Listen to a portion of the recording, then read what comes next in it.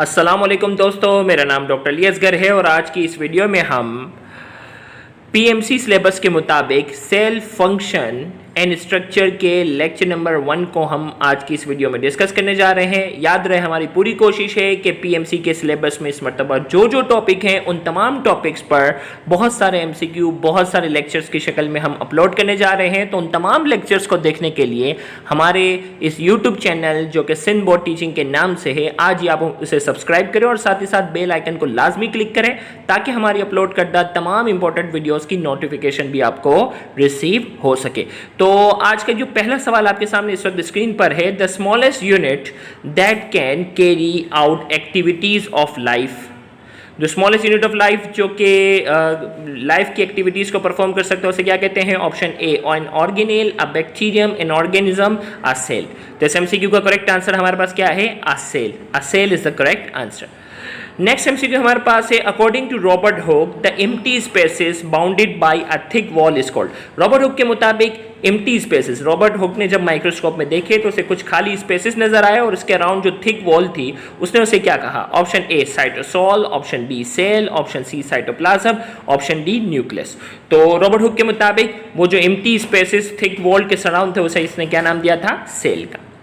Next MCQ हमारे पास है, cell producing new cell for growth and development. वो सेल जो नए सेल प्रोड्यूस करने की सलाहियत रखते हैं ग्रोथ और डेवलपमेंट के लिए, उन्हें क्या कहते हैं?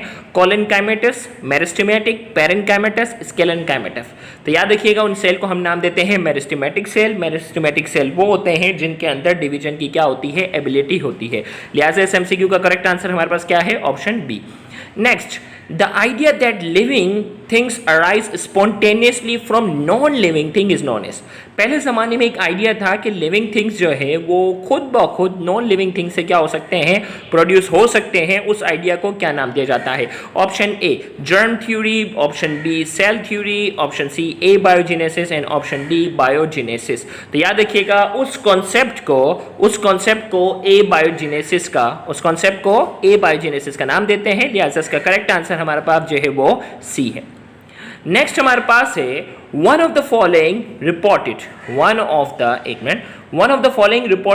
the presence of nucleus in the cell। इनमें से कौन सा साइंसदान था जिसने न्यूक्लियस की प्रेजेंस के बारे में बताया? Option A Robert Hooke, option B Robert Brown, option C Theodor Schwann and option D Lamarck. याद रखिएगा प्रेजेंस ऑफ न्यूक्लियस जो है वो किसने बताया था? प्रेजेंस ऑफ न्यूक्लियस जो है वो रॉबर्ट ब्राउन ने बताया था। नेक्स्ट हमारे पास एमसीक्यू है, a cell consist of. Cell के अंदर क्या चीजें होती है? Option A nucleus, option B cytoplasm, option C plasma membrane and option D all of these. तो याद रखिएगा सेल के अंदर जो है ये तमाम चीजें होती हैं। उसका करेक्ट आंसर हमारे पास जो है ऑल ऑफ दीज जो है इस एमसीक्यू का करेक्ट आंसर है। नेक्स्ट एमसीक्यू है, cell theory come out as a result of independent working of. Cell theory जो है वो किसकी वर्किंग की वजह से वजूद में आई? Option A Robert Brown and Robert Hooke, option B Theodor Schwann and Schleiden, option C Lorenz Oken and D Lamarck, option D Rudolf Virchow and Louis Pasteur. तो याद रखिएगा इसका करेक्ट आंसर हमारे पास जो है वो Theodor Schwann and Schleiden, B is the correct answer. Next हमारे पास है, all living organism are compose of cell and cell product refer to. तमाम लिविंग ऑर्गेनिज्म जो है वो सेल से बने हुए हैं और या सेल प्रोडक्ट से। ये किसकी स्टेटमेंट है? तो ये स्टेटमेंट है सेल थ्योरी की। इसका करेक्ट आंसर हमारे पास ए है। नेक्स्ट हमारे पास जो है MCQ, one of the most fundamental generalization in biology. Most fundamental generalization, बिल्कुल बेसिक बुनियाद जो बायोलॉजी की, इनमें से कौन बताता है? Cell theory, germ theory of disease, Koch's postulate, none of this. तो सेल थ्योरी। नेक्स्ट हमारे पास है, new cell arise only by the division of previously existing living cell was proposed by. यानी सेल थ्योरी में पहले कहा जाता था कि बेजान चीज़ों से भी सेल बन सकते हैं, लेकिन यहाँ ये है कि जो सेल जो होगा वो हमेशा पहले से मौजूद सेल से ही बनेगा। तो वो स्टेटमेंट किसने बताई थी? रुडोल्फ विर्को ने। नेक्स्ट हमारे पास है, the ground substance of cytoplasm। ground substance of cytoplasm is A cytoskeleton, cytosol, C cell organelle, D all of these। तो याद रखिएगा ground substance of cytoplasm जो है वो क्या है? cytosol है, B is the correct answer। तो याद रखिएगा कोशिश हमारी ये है कि वो जो पीएमसी के सिलेबस में आ सकते हैं उन्हीं सेलेक्टिव एमसीक्यू को हम डिस्कस करते हैं।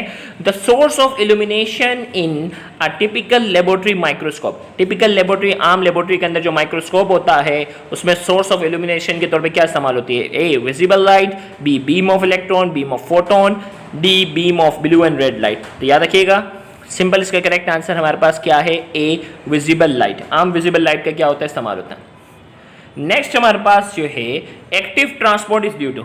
एक्टिव ट्रांसपोर्ट किसकी वजह से होता है? Thermal diffusion, B concentration gradient, C phagocytosis, D ATPase pump. तो याद रखिएगा एक्टिव ट्रांसपोर्ट जो होता है वो एटीपीएस पंप, क्योंकि एटीपी की शक्ल में जो एनर्जी होती है वो एक्टिव ट्रांसपोर्ट के अंदर क्या होती है? यूटिलाइज होती है। तो एक्टिव ट्रांसपोर्ट जो होता है वो एटीपीएस पंप के थ्रू होता है।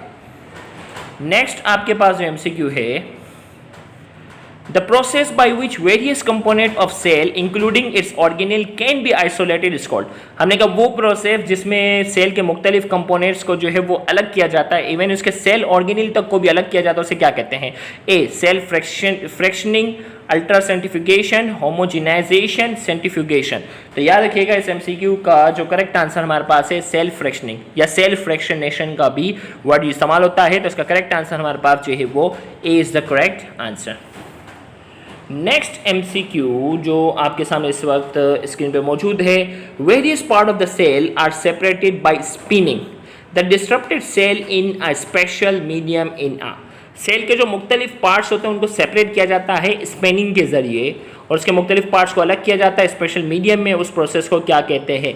Option A centrifuge, ultra centrifuge, pastel and mortar, all of these. तो इसका करेक्ट आंसर हमारे पास जो है वो क्या है? Centrifuge is the correct answer. Next हमारे पास है the membrane that allow only selective substance to pass through it. वो मेम्ब्रेन जो सिर्फ सेलेक्टिव चीज़ों को पास होने की इजाज़त दे उसे क्या कहते हैं? Permeable membrane, selectively permeable membrane, C impermeable membrane, D tonoplast. तो याद रखिएगा इस एमसीक्यू का करेक्ट आंसर हमारे पास बी है, सेलेक्टिवली परमिएबल मेम्ब्रेन कहा जाता है।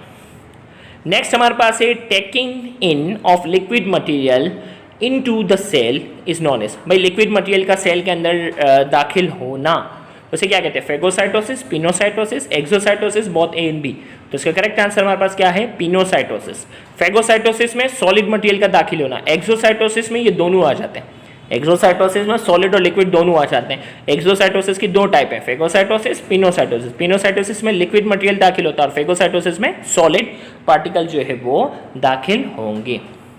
नेक्स्ट हमारे पास है the movement of material across a selectively permeable membrane can take place by. भाई सेलेक्टिवली परमिएबल मेम्ब्रेन के थ्रू जो मटीरियल की जो मूवमेंट होती है वो किसके जरिए होती है? पैसिव ट्रांसपोर्ट के जरिए, बी एक्टिव ट्रांसपोर्ट के जरिए, C both A and B, D none of this. तो याद रखिएगा सेलेक्टिवली परमिएबल मेम्ब्रेन के जरिए जो है वो पैसिव ट्रांसपोर्ट भी हो सकता है। याद रखिएगा पैसिव ट्रांसपोर्ट वो होता है जिसमें एनर्जी रिक्वायर्ड नहीं होती, एक्टिव ट्रांसपोर्ट वो होता है जिसमें एनर्जी क्या होती है? रिक्वायर्ड होती है। तो यहाँ हमने कहा the movement of material across selectively permeable membrane take place by passive transport के जरिए भी हो सकती है जिसकी एग्जांपल ऑस्मोसिस और डिफ्यूजन है, और ये हमारे पास क्या है? एक्टिव ट्रांसपोर्ट भी होता है। तो इसका करेक्ट आंसर हमारे पास क्या है? C both A and B, passive और एक्टिव ट्रांसपोर्ट दोनों होता है। नेक्स्ट हमारे पास है which of the following substance can cross a selectively permeable membrane easily. इनमें से कौन सी चीज़ है जो सेलेक्टिवली परमिएबल मेम्ब्रेन को बहुत आसानी से क्रॉस कर सकती है? Option A water soluble substance, water soluble, lipid soluble, C polar substances, D both water and lipid soluble. तो याद रखिएगा सेल मेम्ब्रेन जो है वो लिपिड वाली सब्सटेंस है ना, तो वो चीज़ें जो लिपिड के अंदर आसानी से सोल्यूबल होती हैं वो सेल मेम्ब्रेन के जरिए आसानी से क्या हो जाती हैं? गुजर जाती हैं। तो इसका करेक्ट आंसर हमारे पास क्या है? B is the correct answer. Lipid soluble चीज़ें जो होती हैं वो सेल मेम्ब्रेन के अक्रॉस जो है वो आसानी से क्या हो जाती हैं? ट्रांसपोर्ट होने की क्या रखती हैं? सलाहियत रखती हैं। जबकि वाटर सोल्यूबल पोलर सब्सटेंसेस जो हैं, जो कि अगर बात की जाए तो वाटर पोलर सब्सटेंसेस जो हैं वो भी तो जो है वो वाटर खुद भी पोलर मॉलिक्यूल है, तो इसमें हमारे पास जो है वो सेल मेम्ब्रेन की नेचर जो है वो लिपिड नेचर है। तो सेम नेचर वाली चीज़ें जो है वो आसानी से एक दूसरे के गिर्द क्रॉस कर जाती हैं।